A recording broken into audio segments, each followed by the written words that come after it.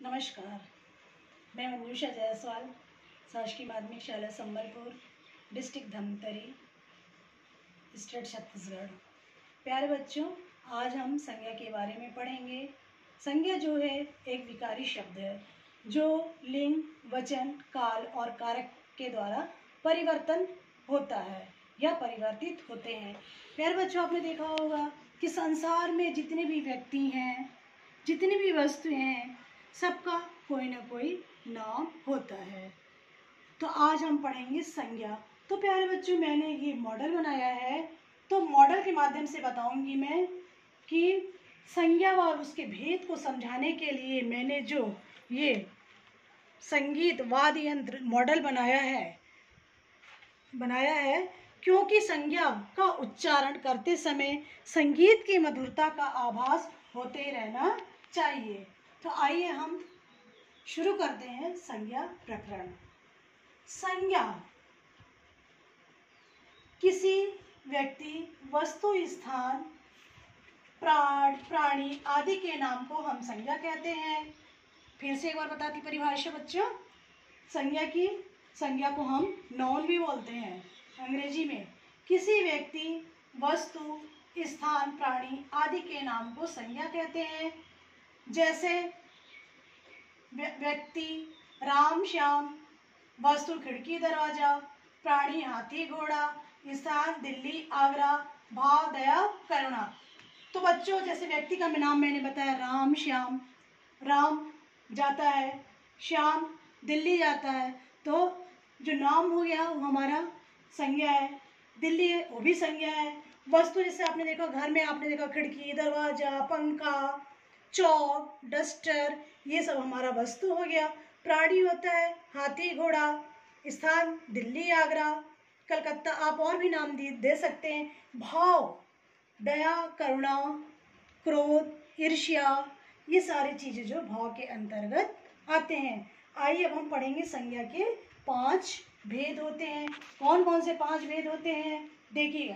पहला होता है व्यक्तिवाचक संज्ञा, जिसको हम प्रॉपर नाउन भी कहते हैं। दूसरा होता है बच्चों जातिवाचक संज्ञा, जिसको हम कॉमन नाउन भी कहते हैं। तीसरा हमारा होता है द्रव्यवाचक संज्ञा, जिसे हम मटेरियल नाउन भी कहते हैं। चौथा हमारा होता है बच्चों समूहवाचक संज्ञा। समूह जैसा आपको दिखाई दे, समूह यानी ग्रुप, समूह का इंग्लिश में बोलेंगे तो बच्चों ग्रुप होता है समूहवाचक संज्ञा। पांचवा जो होता है बच्चों भाववाचक संज्ञा, जिसे हम बोलते हैं एब्स्ट्रैक्ट नाउन। तो आइए आज हम शुरुआत करते हैं संज्ञा के 5 प्रकारों के। वैसे तो कहा जाता है कि संज्ञा 3 प्रकार की होती है, व्यक्तिवाचक संज्ञा, भाववाचक संज्ञा और जातिवाचक संज्ञा। 3 प्रकार के होते हैं, परंतु संज्ञा के अर्थ के अनुसार या कहा जाए अर्थ के अनुसार 5 भेद होते हैं, जो है व्यक्तिवाचक संज्ञा, जातिवाचक संज्ञा, द्रव्यवाचक संज्ञा, समूहवाचक संज्ञा और भाववाचक संज्ञा। तो आज मैं सबसे पहले आपको बताती हूँ व्यक्तिवाचक संज्ञा में। व्यक्तिवाचक संज्ञा की परिभाषा बच्चों, व्यक्तिवाचक संज्ञा में केवल एक ही व्यक्ति या वस्तु का बोध होता, उसे हम व्यक्तिवाचक संज्ञा कहते हैं। जैसे एक ही व्यक्ति, यहाँ पे ध्यान दीजिएगा लिखा है, एक ही व्यक्ति या एक वस्तु का बोध होता है। जैसे हर्षित, रोमेश, भारत, नेपाल, चीन, गंगा, जमुना, इलाहाबाद, रायपुर, रामायण, गीता, ये हमारे एक ही वस्तु का यहाँ पे क्या होता है, उसे आप कहते हैं व्यक्तिवाचक संज्ञा। दूसरा है जाति। जाति के नाम से हमें याद आ जाता है कि जातिवाचक संज्ञा के नाम से हमें याद आ जाता है, जैसे किसी पेड़ का समूह, किसी बच्चों का समूह, किसी पशु पक्षियों का समूह। आइए हम पढ़ते हैं उसकी परिभाषा के माध्यम से। जातिवाचक संज्ञा कॉमन नाउन, जातिवाचक संज्ञा से व्यक्तियों या वस्तुओं की पूरी जाति का बोध होता है, उसे हम जातिवाचक संज्ञा कहते हैं। यहाँ बच्चे हमने पढ़े थे व्यक्ति के लिए एक का बोध आता है, और यहाँ पे जाति यानी समूह का बोध आता है। जाति किसी एक जाति का बोध होता है। जैसे उदाहरण समझाती में, मनुष्य के नाम लड़का, लड़की, आदमी, औरत। तो हम जब बात करते हैं एक लड़का यानी पूरे बालकों का समूह, लड़कों का समूह एक जाति, लड़की है तो लड़की की जाति का समूह, आदमी है तो आदमी ही जाति का, औरत है पूरी औरत जाति का ही समूह।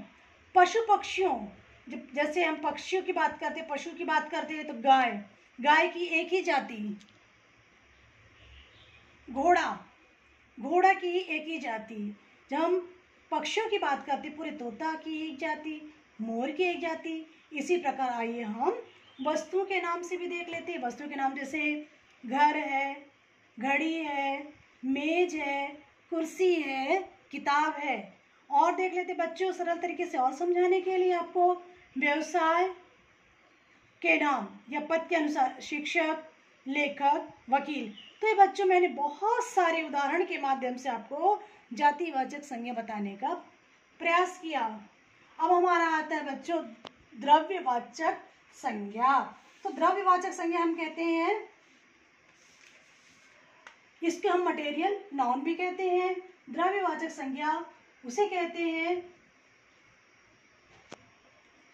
द्रव्यवाचक संज्ञा से उस द्रव्य या पदार्थ का बोध होता है जिसे हम माप या तौल सकते हैं परंतु गिन नहीं सकते।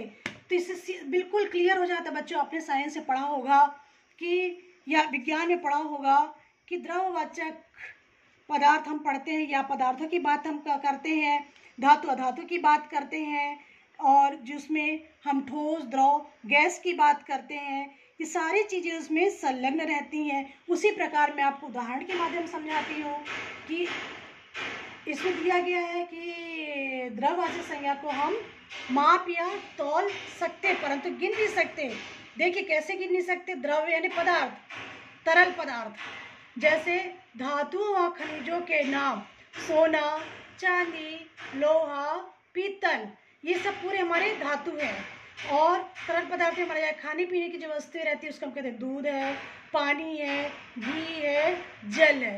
तो ये बच्चों ये पूरे द्रव्यवाचक संज्ञा के अंतर्गत आते हैं। अब हमारा आता है समूहवाचक संज्ञा। समूहवाचक संज्ञा के नाम से हमें तुरंत आ जाता है ग्रुप। तो जिस संज्ञा से किसी वस्तु के समूह यानी ग्रुप का बोध होता है उसे समूहवाचक संज्ञा कहते हैं। प्यारे बच्चों, मैंने बहुत सरल तरीके से आपको समझाने का प्रयास कर रही हूँ। जैसे यहाँ पे क्लियर ही है, जिस संज्ञा से किसी वस्तु के समूह यानी ग्रुप का बोध हो उसे हम समूहवाचक संज्ञा कहते हैं। जैसे व्यक्तियों का समूह, व्यक्तियों का समूह में क्या आ गया यहाँ पर, कक्षा, कक्षा भी एक समूह है, मेला, सेना, संघ। अब वस्तु के उसमें हम देख लेते हैं गुच्छा, श्रृंखला, भीड़, पुस्तकालय, दल। ये बच्चों हमारा आता है समूहवाचक संज्ञा में आता है। बिल्कुल मैंने चित्र के माध्यम से आपको समझाने का प्रयास कर रही हूँ जिससे आप आसानी से और सरल तरीके से सीख जाएंगे। अब हमारा आखिरी आता है भाववाचक संज्ञा। भाववाचक संज्ञा जो है जिस नाम से व्यक्ति के गुणों का बोध कराने वाले संज्ञा का बोध हो उसे हम भाववाचक संज्ञा कहते हैं। जैसे हमारे भाववाचक संज्ञा जो है अदृश्य होते हैं बच्चों, जिसे हम देख नहीं सकते, और जो हमारे भाव उत्पन्न होते हैं। जैसे मैं आपको बता देती हूँ, जैसे हमारे चेहरे पे क्रोध दिखाई देता है, ईर्ष्या दिखाई देती है, प्रसन्नता दिखाई देती है, ये हमारे सब भाववाचक संज्ञा के अंतर्गत आते हैं। जैसे यहाँ पे मैंने कुछ उदाहरण लिया है, पवित्रता और अपवित्रता मन के विकार हैं। दूसरा मैंने लिखा है गांव के लोगों को मनुष्यता का पाठ पढ़ाया गया। इसी प्रकार आखिर में अभी मैंने जो बताया दया, प्रसन्नता, ईमानदारी, जवानी, बचपन, ये सब हमारे भाववाचक संज्ञा है। ऐसे तो कहा जाता है बच्चे कि व्यक्ति, स्थान, प्राणी, ये जो चीज़ें हमें तो दिखाई देती है परंतु जो हमारा जो भाव है वो दिखाई नहीं देते, वो अदृश्य रहते हैं। इस प्रकार बच्चों मैंने आपको पढ़ाने का और सरल तरीके से समझाने का प्रयास किया और बहुत रोचक विधि से चित्रों के माध्यम से मैंने जो मॉडल वाद्य यंत्र बनाया है उसके माध्यम से सरल तरीके से पढ़ाने का प्रयास किया, जो आप लोग को समझ में आ गया होगा। Thank you.